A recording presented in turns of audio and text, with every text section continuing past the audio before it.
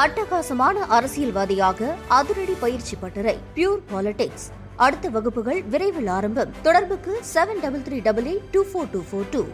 அதிகமான மின்கட்டணம் தொடர்பாக எழுந்த புகாரின் பேரில் இதுவரையில் 15,323 மின் இணைப்புகளில் நடத்தப்பட்ட ஆய்வில் 100இல் மட்டுமே ரீடிங் வேறுபாடு கண்டறியப்பட்டுள்ளதாகவும் மின்வாரியம் தெரிவித்துள்ளது. மே மாதத்துடன் ஒப்பிடுகையில் ஜூலையில் 3.70 லட்சம் மின் இணைப்புகளுக்கு அதிக மின்கட்டணம் வசூலிக்கப்பட்டுள்ளதாக புகார் எழுந்தது. இதையடுத்து ஆகஸ்ட் 7ஆம் தேதிக்குள் கள ஆய்வு செய்து அறிக்கையை சமர்ப்பிக்க வேண்டுமென அதிகாரிகளுக்கு மின்சார வாரியம் உத்தரவிட்டிருந்தது.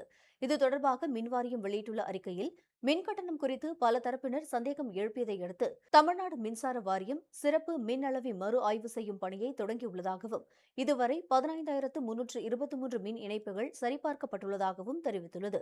ஆய்வு நடத்திய 15,323 மின் இணைப்புகளில் வெறும் 100 மின் இணைப்புகளில் அதாவது 0.65% மட்டுமே வேறுபாடுகள் கண்டறியப்பட்டுள்ளதாகவும் இந்த பணி சுமார் 3,70,000 இணைப்புகளுக்கு செய்யப்பட உள்ளதாகவும் மின்வாரியம் தெரிவித்துள்ளது.